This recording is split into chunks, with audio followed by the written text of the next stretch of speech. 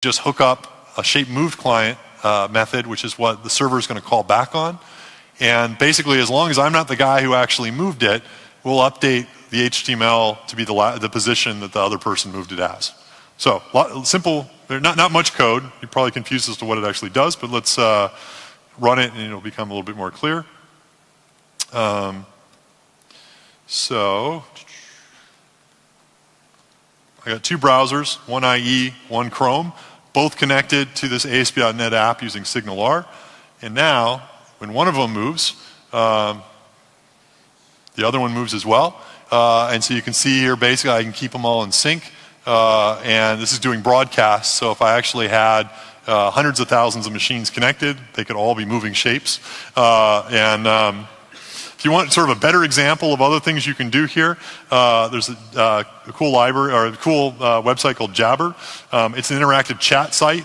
And so basically, you can sign in. In the interest of time, I won't sign in. But basically, you can, again, join chat rooms. You can broadcast across different people. If you want to do a stock in real time, you can use SignalR to push things in real time. Makes it really easy to use.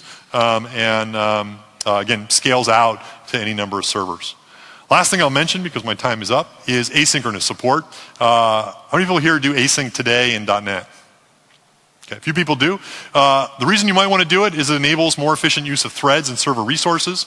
Basically the way it works is whenever you're going to call a long-range remote resource or a long-range operation, you can basically indicate, hey, ASP.NET, reuse this thread for another job, and then when my data comes back, reschedule me and let me complete.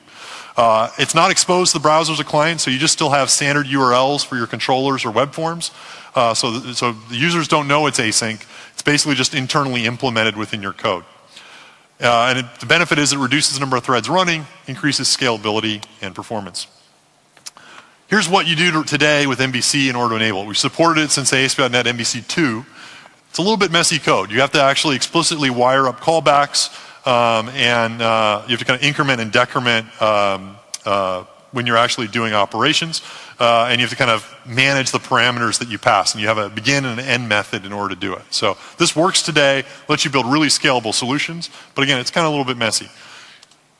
One of these we're doing with the new languages that come as part of VS 2011 or the VS 11 release is allow you to instead take advantage of new async keywords that we're adding into C# and VB. And so now, anytime you're going to do a long-running operation, you can just mark a method as having async operations in it by just adding an async keyword in C#. And then anytime you're going to call an async method to say retrieve something across the internet, you just put this little await keyword in front of it. And what the compilers will then do is when it actually goes to make this call, it actually will compile this method into multiple methods. And right after it calls this method, it'll return the thread back to ASP.NET. And then when the data actually arrives from Bing, it'll reschedule the thread and continue.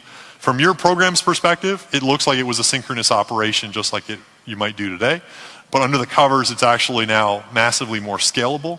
The debugger still works, IntelliSense still works, makes it really easy and elegant to write super tight, efficient async code. And the great thing is it'll work across all parts of .NET. You can use this in WPF, you can use this in ASP.NET, MVC, and web forms. You can even use this inside command line console apps. And we think this is really going to let you take programming, and specifically server programming, from a scalability perspective to the next level and get sort of tremendous scaling results with it. And you can use this with Web API, you can use this with SignalR, you can use this with standard controllers. So unfortunately we're out of time, but hopefully you saw some things that you might want to play with. A lot more things and more features in this release, but these were just a couple of the highlights. Again, hopefully from a concept or from a theme perspective, you saw some stuff like bundling, minification, database migrations, the Razor improvements that will just make your everyday lives easier as programmers, let you write less code and build apps faster. And I think with some of the things like mobile web APIs, real-time communication, and some of the async support, you're going to be able to build apps that scale better, reach more clients, and have a much richer user experience, and really change the game in terms of what you can do with them. Everything here works with VS 2010 and .NET 4, and it'll be built into VS 11. And so if you just get VS 11, install it, and find a new project, you'll find the MVC 4 project template there. And when the VS 11 beta comes out shortly, you'll be able to do that.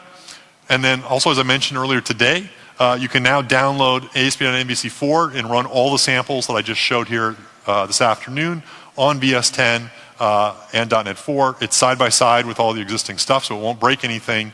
Here's the URL to download it.